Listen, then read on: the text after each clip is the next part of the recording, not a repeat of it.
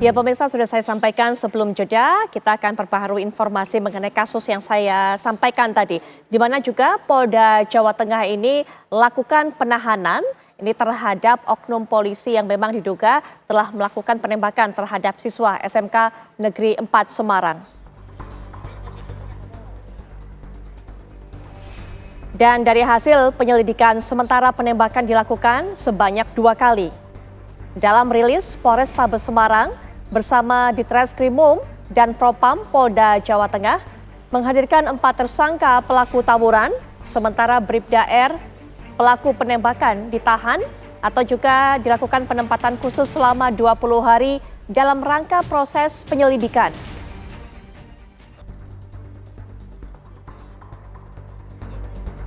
Keterangan lebih lanjut akan kita dapatkan dari narasumber yang sudah bergabung dengan kita melalui daring, yaitu Kombes Pol Artanto selaku Kabid Humas Polda Jawa Tengah. Selamat malam Pak Artanto.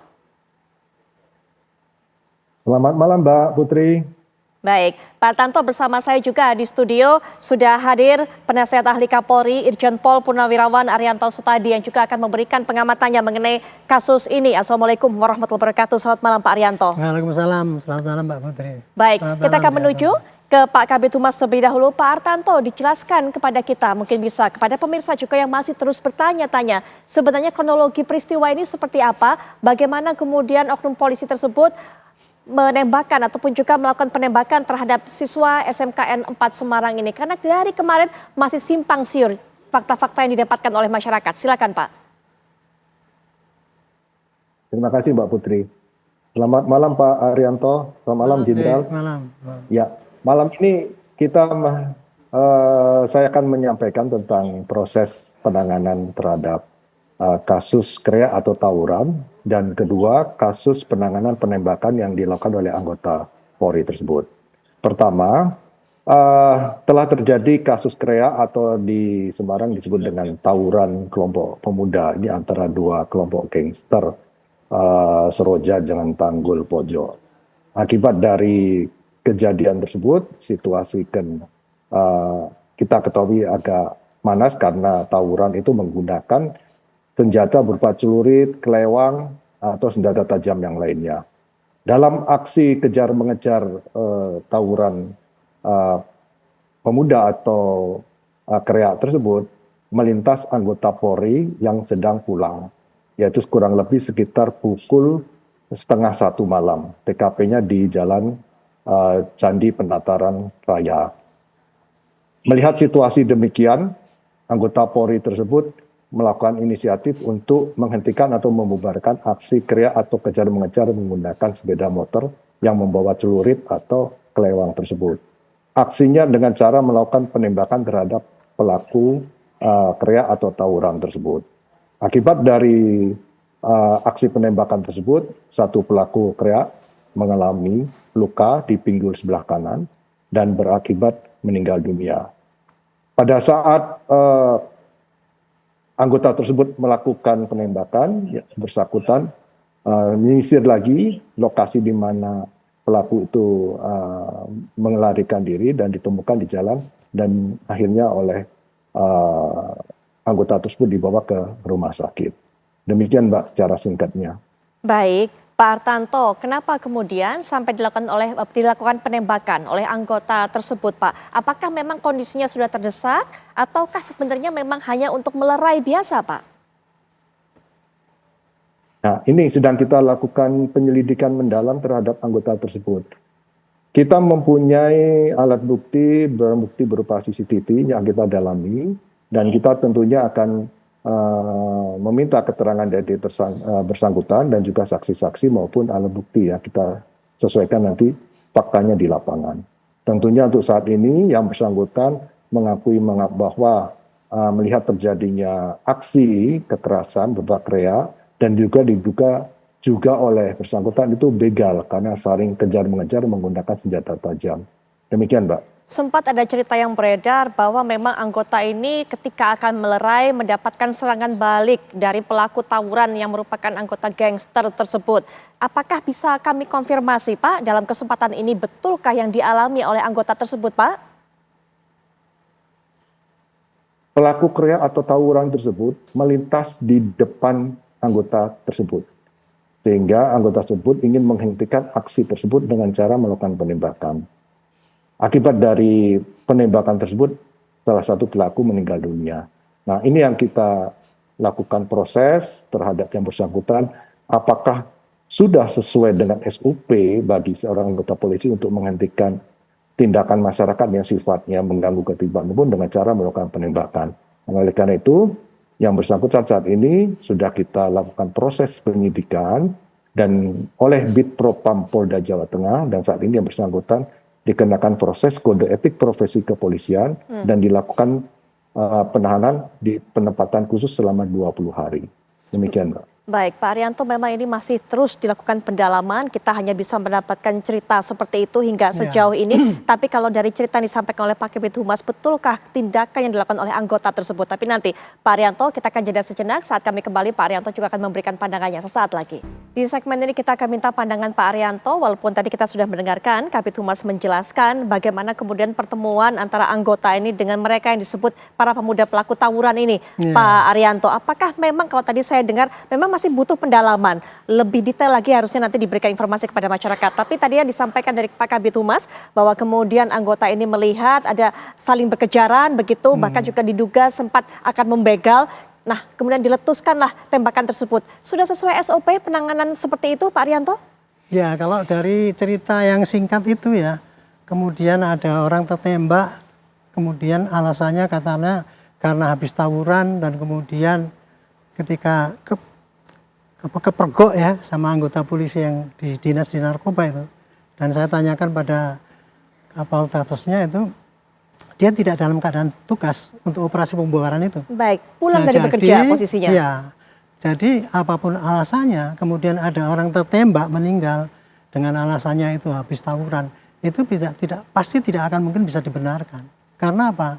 Senjata api itu yang dipakai oleh polisi itu, di dalam ketentuan pemakaiannya itu jelas ada ya, sangat jelas sekali di dalam Perkap nomor 8 tahun 2009. Kebetulan saya yang bikin Perkap itu sehingga saya hafal betul. Jadi senjata api polisi itu hanya dipakai untuk melindungi jiwa seseorang. Entah jiwa diri sendiri dari ancaman yang bertubi-tubi yang sudah jelas mematikan, atau jiwa seseorang, misalkan ada orang mau dimakan orang gila, kita boleh nembak orang gilanya itu. Itu. Atau orang mau dibegal, mau sudah dibacok gitu, kita bisa boleh membunuh begalnya itu. Baik. Jadi untuk melindungi itu. Nah ini kan kalau dikejar-kejar, apa alasannya kan itu katanya ada yang ini. Nah, saya ingin menyoroti ini ya. Ini sebetulnya ini polisi kelihatannya kurang pandai ya memanage media. Berita yang meledak ini kan berita polisi menembak anak kecil. Jadi seakan-akan polisi demikian brutal, ngawur saja, kemudian nggak menggunakan senjata, tidak ini.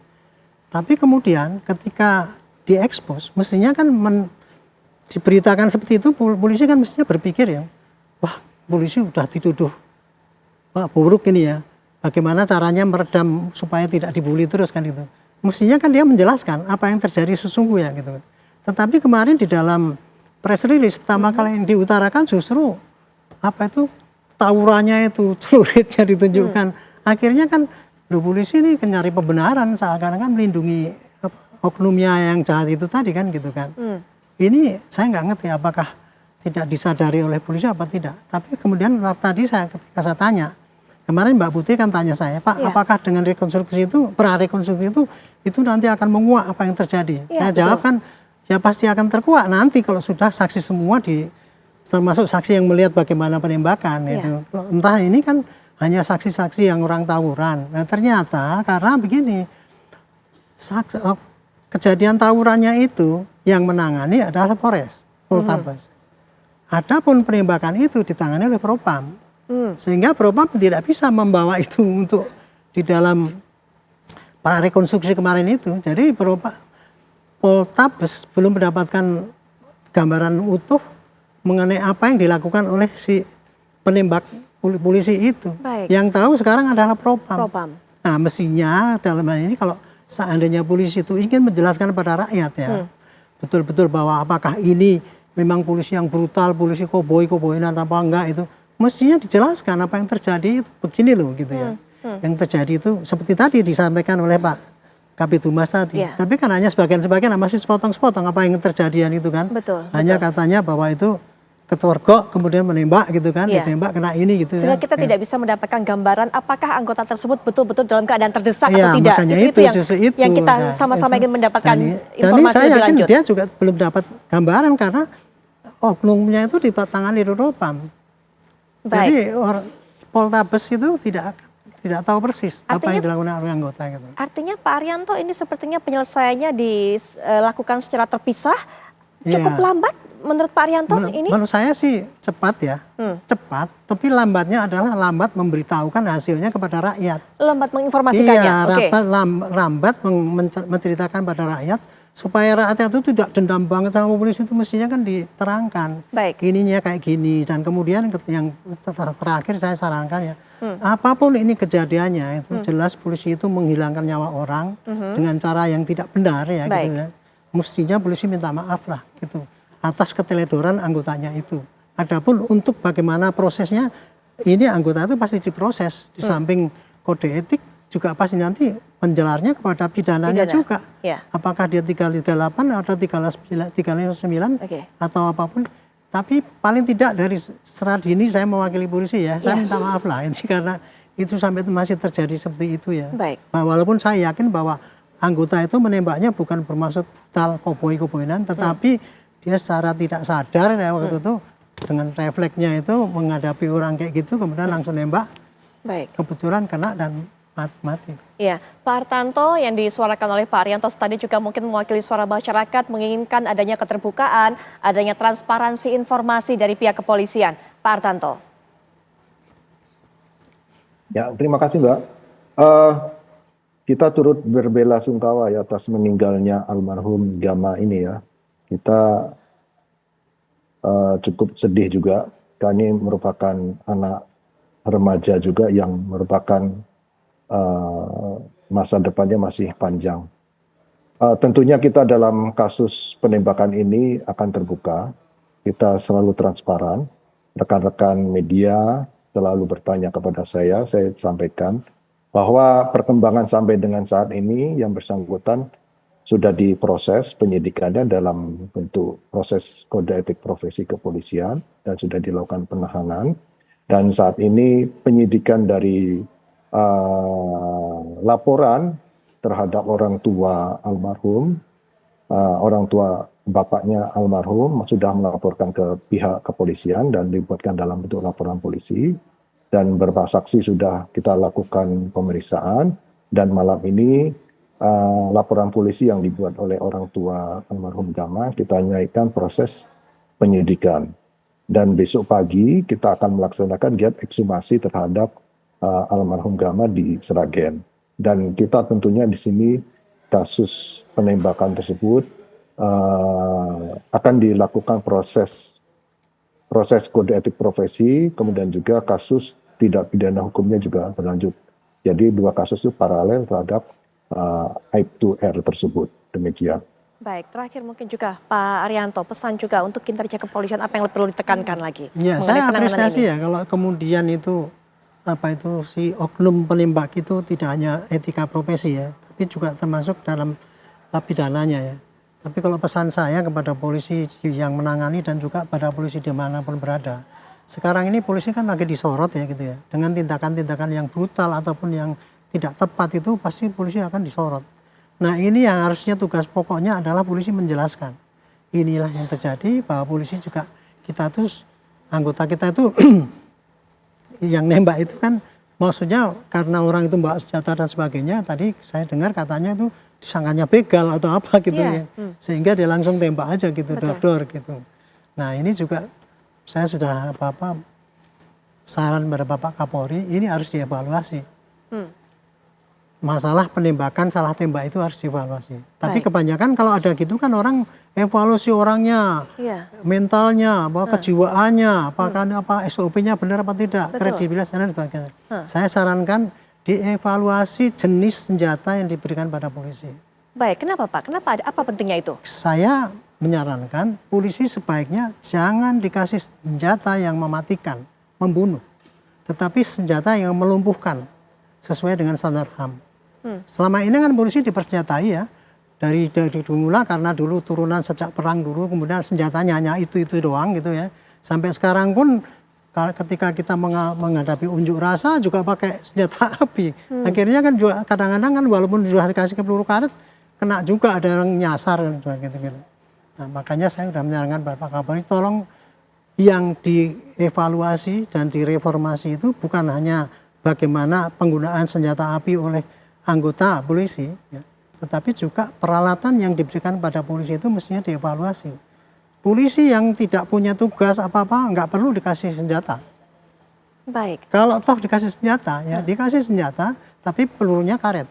Sehingga suatu saat dia seperti itu tadi, nembak pertama kali mesti karet dulu, baru senjata tajam. Nah kemudian kalau untuk yang kita menangani unjuk rasa ataupun tawuran itu, senjatanya adalah senjata penjerat untuk nangkep orang tanpa membunuh. Senjata penjerat atau pelumpuh istilahnya. Itu bisa ada penjerat atau bisa pembius ya, ataupun senjata modern lainnya lah, tongkat kejut gitu ya, itu bisa dipakai. Itu saya kira dengan begitu akan sangat mengurangi terjadinya salah tembak oleh polisi di lapangan. Gitu. Jadi saya juga kasihan juga anggota di lapangan itu ya. Dan ini mereka juga tidak sengaja membunuh orang, tapi kemudian gara-gara dia tidak salah perhitungan itu sampai gitu, kemudian disalahkan mutlak gitu ya. Tapi ya kita nggak boleh menyalahkan dia mutlak, enggak. Tapi menurut prosedurnya memang dia keliru. Dia harus jatuhi hukuman sesuai dengan bobot pelanggarannya itu. Gitu. Tapi inti saya kalau polisi mau selamat ya ke depan, supaya tidak banyak terjadi salah tembak itu, evaluasi mengenai sarana yang digunakan. Biasanya ini anggarannya yang besar karena mahal dan sebagainya. Saya pikir itu polisi harus mendesak pada DPR. Kalau kita ingin supaya tidak salah tembak dan sebagainya, tolong kami diberi peralatan yang canggih, yang modern, yang manusiawi lah gitu. Dan kami akan memberikan senjata yang mematikan itu hanya kepada tugas polisi yang betul-betul menghadapi ancaman, misalnya terorisme, KKB, kemudian apalagi narkoba, yang itu yang suatu saat akan serangan itu baru dikasihkan pada polisi yang itu. Yang lain-lainnya itu cukup senjata untuk pelumpuh saja. Melumpuhkan saja. Ya. Baik, Pak Rianto tadi terima kasih. Semoga kita bisa belajar banyak, termasuk juga tadi evaluasi mengenai jenis senjata apa yang seharusnya dipegang oleh polisi bisa dilakukan secara menyeluruh. Pak Artanto juga terima kasih sudah meluangkan waktu memberikan keterangan dalam program ini, dan kita masih akan terus tunggu Pak bagaimana proses pendalaman dilakukan. Selamat malam para narasumber. Wassalamualaikum warahmatullahi wabarakatuh.